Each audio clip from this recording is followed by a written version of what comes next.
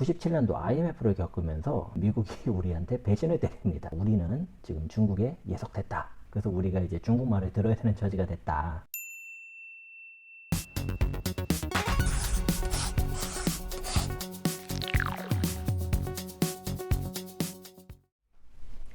안녕하세요.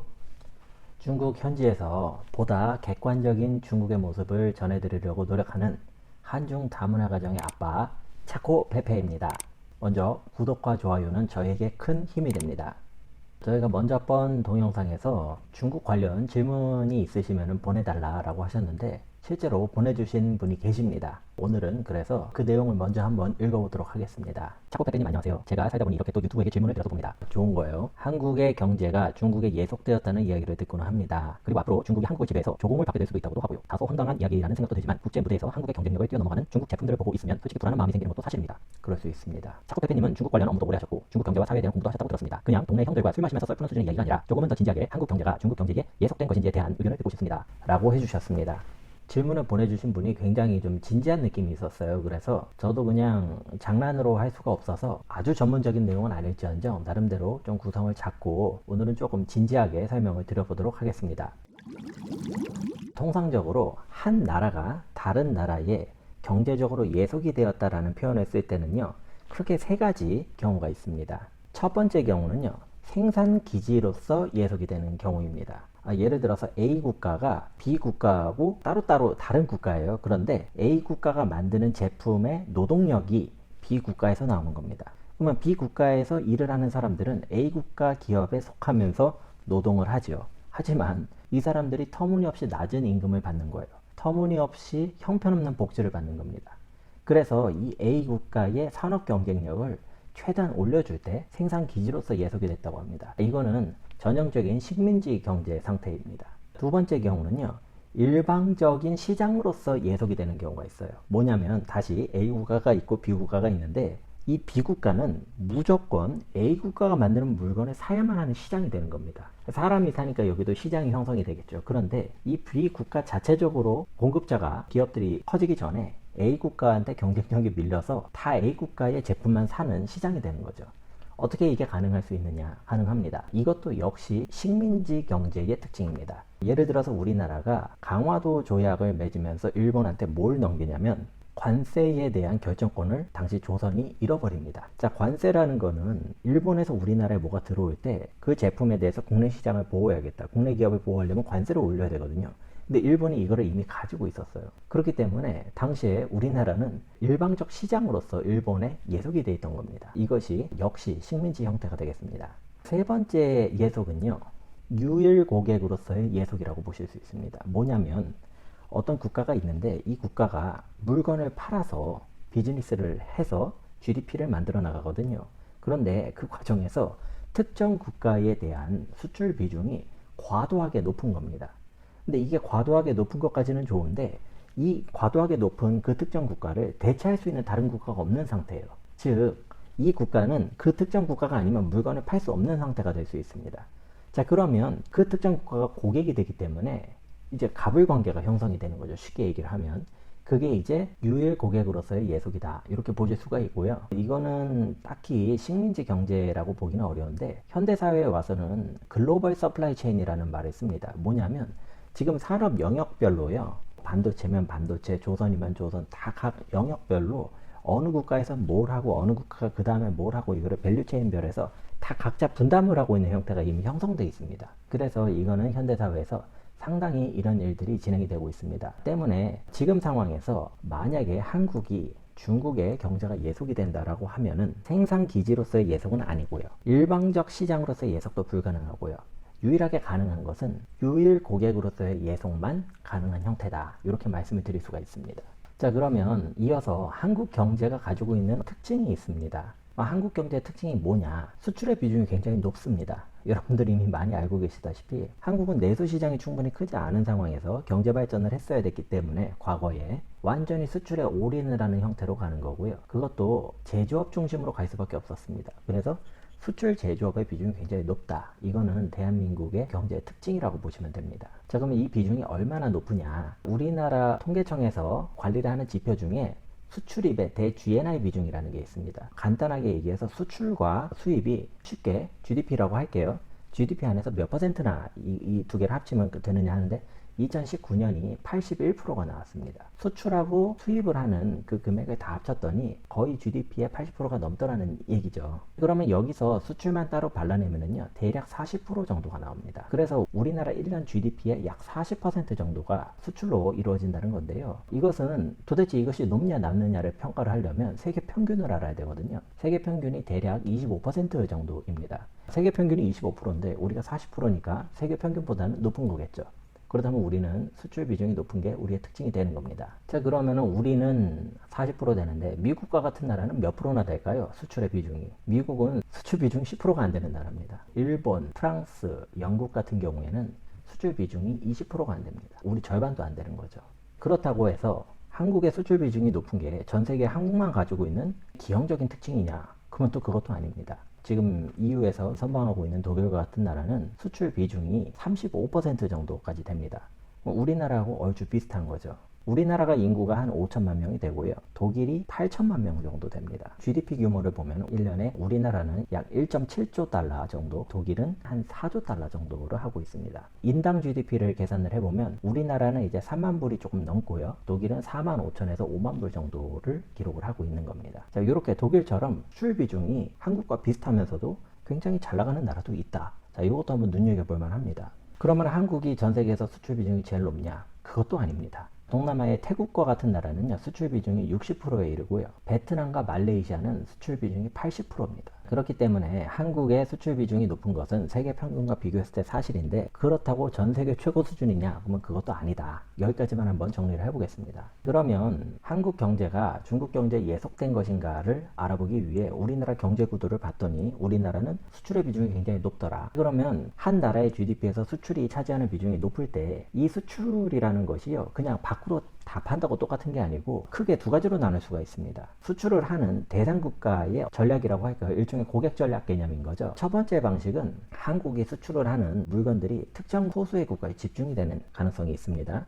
두 번째 경우는 한국에서 수출하는 모든 물건들이 수많은 국가에 굉장히 균등하게 수출을 할 수도 있습니다. 이 두 가지는 전혀 다른 개념이겠죠. 당연히 두 번째 방식이 우리 입장에서는 리스크를 조절하기 훨씬 좋습니다. 그러니까 여러분이 예를 들어서 중국집을 한다고 해보세요. 근데 한 달에 매출이 나오는데 특정 고객이 그 매출을 대부분 일으킨다고 하면 그 사람한테 잘 보여야 되잖아요. 그 사람한테 잘 보이고 관계가 좋으면 편한데 그 사람이 한번 이제 삐끗하면은 그냥 매출이 타격이 오는 거 아닙니까? 하지만 굉장히 다양한 고객들이 매일마다 다양하게 온다면 그런 리스크를 분산시킬 수가 있는 거죠. 그런데 애석하게도 우리나라는 대한민국 역사상 단 한 번도 균등한 비중으로 수출을 해본 적이 없습니다. 우리나라는 항상 특정 국가, 소수 국가에 집중을 한 수출을 해왔던 것이 사실입니다. 자, 그래서 특정 소수 국가에 집중이 되는 것이 얼마나 심했느냐. 자, 이거를 한번 보시면은요. 하나의 국가에 우리나라의 수출 비중이 역대로 가장 높았던 것은 1986년도 미국입니다. 당시에 우리 전체 수출에서 미국으로 나간 비중이요, 40%에 해당을 했습니다. 40%입니다.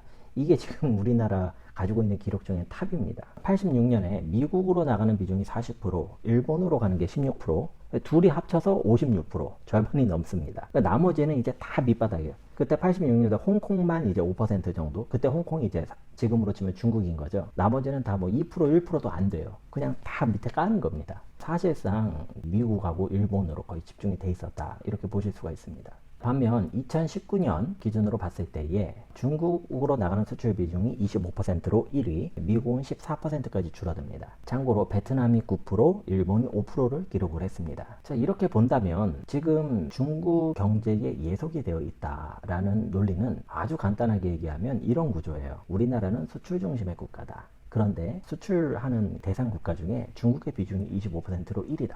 제일 높다. 그래서 우리는 지금 중국에 예속됐다 라는 논리입니다. 그러면 만약에 이 논리가 맞다면요, 똑같이 적용을 한다면 1986년도 90년대 후반 이전까지는요, 우리는 쭉 미국에 예속된 경제라고 봐야 됩니다. 그 똑같은 논리로 가면 그렇게 얘기를 해야지 맞겠죠. 그래서 한국이 원래는 미국하고 일본 중심으로 경제가 진행이 되던 나라인데, 그러면 갑자기 중국이 왜 튀어나왔느냐. 우리나라 수출 비중에서 중국이 미국을 앞질렀던 게요, 2004년도입니다.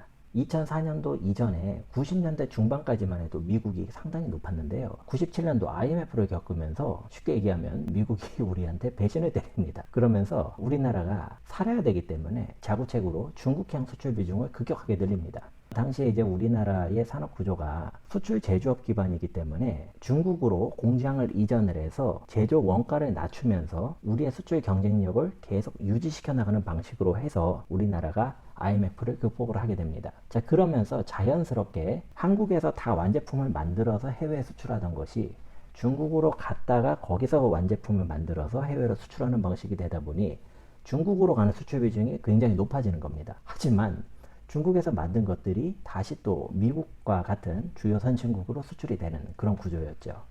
그래서 우리나라가 여전히 수출 중심으로 가고 있기 때문에 GDP에서 수출 비중이 높죠. 그렇기 때문에 중국향 수출 비중이 제일 높다. 중국이 우리 제일 큰 고객이 됐다. 그래서 우리가 이제 중국말을 들어야 되는 처지가 됐다. 이런 식으로 얘기를 하는 거는요, 좀 너무 극단적으로 단순화시켜서 거기다 좀 의미 부여를 너무 과하게 하는 것 같아요. 제가 봤을 땐. 만약에 그런 식으로 했다면은요, 우리는 중국 비중이 미국을 앞지르기 전에 2004년까지는 미국에 예속이 돼 있다가 2004년 이후로는 중국에 예속이 되는 뭐 이런 계속 예속되는 나라가 돼야 돼요, 우리나라는. 그런데 제가 또 이제 그런 얘기를 하다 보면은 어떤 분들은 이렇게 말씀을 하세요. 과거 이제 우리와 미국, 일본의 관계는 보통 관계하고 뭐 똑같이 보면 안 된다. 특수한 관계다. 뭐가 특수하냐 그랬더니 그때는 냉전이었고 그 안보상의 결합이 굉장히 중요했다. 뭐 이런 겁니다. 그런데 이제 그 말씀이 맞다면 냉전이 끝나면 이제 그것은 의미가 줄어드는 건가요?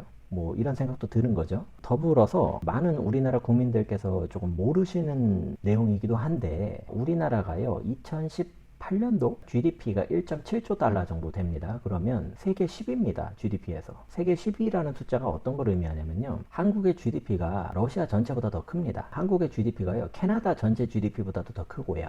호주, 네덜란드 여기보다 한국의 GDP가 더 큽니다. 그러니까 이제 우리가 자꾸 우리나라를 작은 나라로 만들기는 하는데 그 땅덩이 굉장히 큰 나라들 있잖아요. 그 나라 다 합친 것보다 우리가 더 커요. GDP가. 지금 세계 경제에서 우리나라 1.7조 정도면 10위권이고요. GDP가 3조 달러 이상이 되면은요 5위권 안으로 들어갑니다. 일본이 한 4조 정도 되고요. 중국이 12조에서 13조, 그 다음에 미국이 21조 정도가 됩니다. 요 정도 순이에요. 그렇기 때문에 우리나라가 일단 경제적으로 절대 이제 꿀리는 체력이 아니에요. 두 번째로는 이제 국방력 측면에서 봤을 때 평가 기관에 따라 좀 다르기는 한데 전체적인 종합 국방력 순위가 우리나라가 5위에서 6위 정도가 나오는 것 같거든요. 조금 세게 나오는 데는 5위권 안으로도 나오고, 그다음에 우리나라가 원자력 발전소를 많이 지어놔서 쓰고 남은 핵 폐기물을 이용을 하면은 2,000개인가? 그 정도 가까이 핵탄두를 만들 수가 있는데 작정하고 만들면은 6개월 안에 제작이 가능한 수준이라고 합니다. 우리나라가 수준이. 그렇기 때문에 제가 봤을 때는 우리가 지금 누군가한테 이렇게 빌붙어서 이렇게 예속된 상태로 살 처지는 아니에요. 그러기에는 제가 아무리 제 자신을 이제 국뽕에 취하지 않기 위해 노력을 하면서 생각을 해도, 아무리 겸손하게 생각을 해도 그거는 좀 과한 겸손이다. 이런 생각이 좀 있고요. 그래서 제가 봤을 때에 지금 한국이 중국으로의 수출 비중이 과도하게 집중이 되어 있는 거는요, 현재 팩트는 팩트입니다. 그런데 이것은 한편으로는 우리나라의 산업 구조하고 너무 관계가 깊어요. 무슨 말이냐면 수출 제조업 중심으로 이 경제를 발전을 시켜오다 보니 지금은 중국이 제조업 중심으로 뜨고 있는 상황에서 거기에 저희가 바인딩이 되지 않을 수가 없는 상태가 된 겁니다. 자, 예를 들어서 우리나라가 뭐 금융 강국이다 이랬으면은 지금 이런 식으로 가지 않았어도 됩니다. 근데 우리나라 금융은 세계적으로 그렇게 경쟁력이 세지 않다고 하거든요. 그럼에도 불구하고 사드 보복이랄까 이런 것들이 우리 국민들한테 굉장히 트라우마도 되어 있고, 저도 그때 굉장히 마음이 안 좋더라고요. 그래서 그런 부분들을 앞으로 줄이기 위해 어떻게 하면 중국으로부터 경제 예속을 받는 그 리스크를 줄일 수 있는가, 이런 부분에 대해서 좀 고민을 해봤습니다. 그런데 일단 가장 간단한 방법은 우리가 수출 비중이 지금 높잖아요. 그러니까 내수 비중을 확 늘려버리면 문제가 굉장히 간단히 해결됩니다. 자, 이 방법을 썼던 나라가 일본이에요. 일본이 수출 시장에서 한국 이런 제품들하고 계속 경쟁을 해서 이제 이기가 어려워지니까 아예 내수를 키워버립니다. 내수를 키워버리면 해외 시장이 어떻게 되든지 영향을 안 받는, 덜 받는 구조가 되는 거죠. 근데 이것도 또 좋은 게 아니에요. 요거는 이제 일본이 하는 걸 봤더니 자기가 내수 중심으로 가다가 세계는 다 오른쪽으로 가는데 자기 혼자 왼쪽으로 갈 때가 있습니다. 뭐 제품 표준화라든지 기술 발전 방향이라든지 이런 게. 그러다가 이제 갑자기 그냥 날벼락 맞을 때가 한 번씩 오거든요. 그 다음에 내수 경제까지 만약에 파탄이 돼버리면 이제 수출 경쟁력도 없는 상황에서 뭐 이도 저도 못하는 상황이 되는 거죠. 그런 좀 장단점이 있고요. 두 번째로는 이제 수출 비중을 유지하는 게 어쩔 수 없다고 한다면 산업 구조를 좀 다변화하자 라는 건데, 현재는 이제 우리가 이른바 수직 계열화가 되어 있죠. 대기업이 완성품이나 중간재를 만들어서 팔고 공급을 하는 업체들이, 협력사들이 1차, 2차, 3차, 4차, 5차 쭉 내려가면서 가치 사슬을 가지고 있습니다. 그런데 이것을 이렇게 하지 말고 이 구조를 조금 더 다른 방향으로 변화를 시키면은요, 우리가 중국에만 수출을 하지 않아도 되는 건강한 경제 구조를 만들 수가 있습니다. 무슨 말이냐면요, 중견기업이나 중소기업에서 부품과 소재 경쟁력을 더 강화시켜서 우리나라 대기업 말고 해외에 있는 나라들과 다이렉트로 수출을 할 수 있는 상황이 되면은요, 독일처럼 우리가 그런 식으로 발전을 해나갈 수가 있습니다. 얼마 전에 이제 일본 아베 총리가 수출 규제를 한다고 하면서 우리나라 중견기업의 부품 소재 경쟁력을 강화하게 되는 계기가 됐던 것 같습니다. 마찬가지로 이런 부분이 만약에 확대가 된다면 독일과 같은 나라는 중소기업, 중견기업이 굉장히 강합니다. 독자적으로 특정 영역에서 거의 독점 상태를 만들어 가지고 공급을 하고, 그래서 굉장히 이익률이 상당하고요. 아니면은 대기업에서 프리미엄 제품의 비중을 높여줘야 됩니다. 예를 들어서 현대기아차를 아무리 많이 팔아도 독일의 뭐 벤츠, BMW만큼 프로핏이 안 나오는 거가 이런 부분인데요. 현대차로 하면 이제 제네시스 같은 것들이 판매 비중이 계속 높아져야겠죠. 그래서 기존에 이제 대기업 중심으로 하는 거는 유지 강화를 해야 되고, 중소기업, 중견기업 쪽은 좀 더 추가적으로 강화를 시키는 것이 제조업이라는 테두리 안에서 본 거고요. 그 밖에 이제 소프트웨어나 금융 분야의 경쟁력을 높이는 것도 하나의 방법입니다. 소프트웨어만 가지고선 그 사업을 크게 하는 회사가 전 세계에 엄청나게 많아요. 우리는 이제 항상 공장에서 뭐 하고 이러는 걸로만 생각을 했는데, 소프트웨어는 이제 일종의 그 무형의 제품인데 그것을 가지고 계속 업데이트를 하면서 엄청나게 돈을 버는 서구의 회사들이 많이 있습니다. 우리도 그런 부분들을 참고할 필요가 있겠고요. 아니면은 금융 쪽, 우리나라는 너무 우리나라 내수 국민들 중심으로 하더라고요. 제가 중국에서 봐도 중국에 온 한국의 은행들이 중국 은행들하고 경쟁을 하는 게 아니고 중국에 있는 한국 사람 대상으로 영업을 하시더라고요. 그래가지고 굉장히 좀 경쟁력이 우리가 좀 부족하다는 느낌을 많이 받습니다. 기업과 회사 단위로 나가는 게 금융이 어렵다면은 그거는 그럴 수가 있습니다. 그런데 개인 투자 단위로 갔다가 나간다면은 저는 상당히 이건 메리트 있는 분야라고 봅니다. 또 다른 거는 이제 관광 및 의료 산업 쪽의 경쟁력을 강화하는 게 방법입니다. 특히 우리나라 의료 경쟁력은요, 정말 전 세계에서 최고입니다. 가성비로 치면 최고예요. 이런 의료는 없어요. 문제는 우리나라 의사들, 그 다음에 병원들은 계속 늘어나고 있는데 이 사람들이 한국에서밖에 할 수가 없습니다. 언어적인 문제도 있지만 의료법과 관련된 것들이 있는 것 같아요. 그래서 이런 부분들은 만약에 우리가 풀어질 수 있다면 굉장히 경쟁력을 가질 수 있는 분야다, 이렇게 생각을 합니다. 자, 그래서 질문을 주신 분께 제가 준비한 답변을 여기까지 좀 드리겠고요. 정리를 드리자면은 지금 중국향 수출 비중이 25%로 최고 높다. 그래서 수출 비중이 가장 높은 것은 사실이나 똑같은 기준으로 한다면 90년대까지는 우리가 미국 경제에 예속이 돼 있다는 걸로 봐야 된다는 논리가 된다. 자, 이런 부분 하나 말씀드리고요. 또 하나는 대기업 중심의 수출 제조업 경제를 운영을 하다 보니 현재 상황에서는 중국향 수출 비중이 높을 수밖에 없는 구조적인 한계를 가지고 있다. 그런 부분도 같이 좀 말씀을 드리겠습니다. 내용이 조금 어렵다든지 아니면은 너무 쉽다든지 아니면 좀 말하는 투가 마음에 안 든다든지 뭐 등등 다양한 여러분들의 피드백은 댓글로 남겨주시면 저희가 충분히 참고를 해서 다음번 영상에는 좀 더 반영을 하도록 노력을 하겠습니다. 시청을 해주셔서 감사하고요. 영상 내용이 괜찮으셨다면 구독과 좋아요를 꼭 부탁드립니다. 감사합니다. 행복하세요.